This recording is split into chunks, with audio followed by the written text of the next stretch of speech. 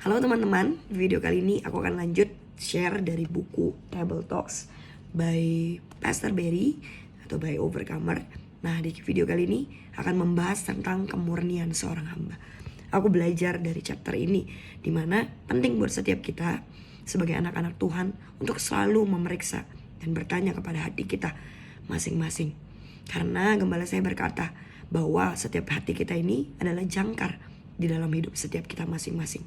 Mungkin ketika kita di dalam pelayanan, ketika pelayanan kita itu menjadi berhasil atau hari itu sukses, nggak gagal atau apapun itu. Mungkin kalau misalnya hari ini kita punya ide yang bagus untuk gereja kita, atau ketika kita punya pengajaran yang bagus, atau apapun yang hari ini ada di tangan kita itu menjadi berhasil, coba cek diri kita. Apa yang keluar di dalam hati kita? Apakah ada perasaan bahwa kita ini sepertinya aku lebih baik daripada A, daripada B atau orang lain? Atau mungkin punya pemikiran, oh memang karena saya bisa, dan memang karena saya pintar mungkin, atau saya punya banyak ide, atau many things. Atau yang keluar itu adalah rasa tahu diri. Kalau misalnya hari ini kita tuh boleh dipanggil, boleh dipilih, masih boleh untuk melayani Tuhan karena belas kasihannya Tuhan. Jadi ada banyak reaksi yang bisa keluar di dalam hati kita. Nah, di dalam chapter ini gembala saya Pastor Barry mengajarkan untuk yang namanya setiap kita ini belajar dari beberapa tokoh yang akan saya bahas. Nah, belajar dari Gehazi. Hari itu gembala saya berkata bahwa Gehazi itu hatinya itu diawali dengan hati yang murni dan hati yang benar. Ketika hari itu tuannya Elisa belum naik atau belum yang mungkin diberkati. Hari itu hatinya murni. Tapi one day ketika hari itu tuannya diberkati, Elisa diberkati oleh raja-raja, diberikan berkat oleh raja-raja, di sanalah hati Gehazi mulai berubah. Di sana Gehazi mulai berpikir, kenapa dia hanya menjadi seorang hamba yang gak mendapatkan apa-apa.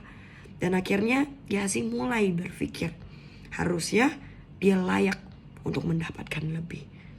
Harusnya dia merasa dia punya hak untuk mendapatkan lebih. Dan itulah di sana, momen itulah Gehazi mulai kehilangan kemurniannya sebagai seorang hamba. Nah, gembala saya juga mengajarkan dari tokoh yang berbeda, yaitu dari tokoh kisah Triwira yang murni. Kita belajar bahwa hari itu Triwira yang dimiliki oleh Daud, Raja Daud, Triwiranya Daud, di mana hari itu Triwira melakukan apapun untuk Raja Daud benar-benar dengan sebuah kemurnian. Yang mereka lakukan apa? Hanya benar-benar ingin menopang Raja Daud.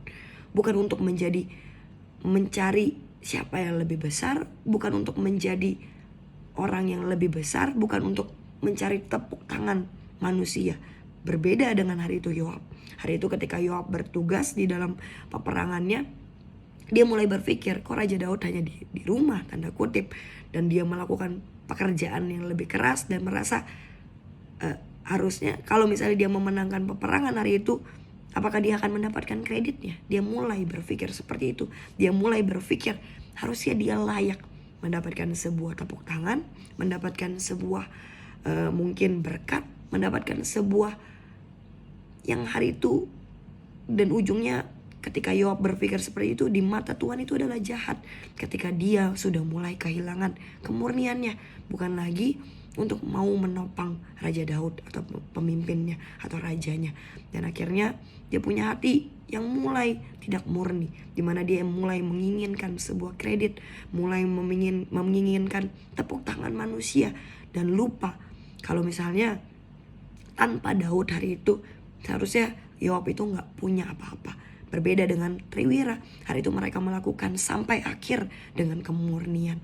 Tanpa tepuk tangan manusia, tanpa dimention, tanpa tanda kutip diberikan ucapan terima kasih, mereka tetap melakukan dengan kemurnian. Jadi di video kali ini adalah sebuah pelajaran penting yang setiap kita sebagai anak-anak Tuhan harus miliki.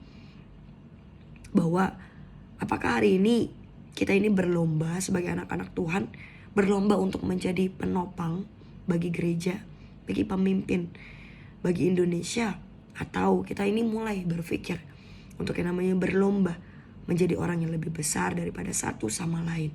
Menjadi orang yang merasa harusnya aku yang lebih layak untuk mendapatkan berkat. Menjadi orang yang merasa layak untuk yang namanya mendapatkan tepuk tangan manusia atau apapun itu.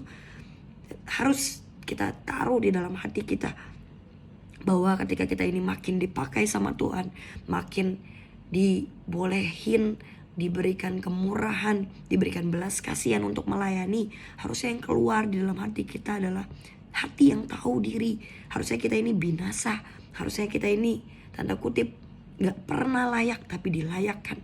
Kita ini diberikan anugerah yang begitu besar, dan harusnya pikiran kita ini menjadi semakin lebih sederhana dan lebih simpel.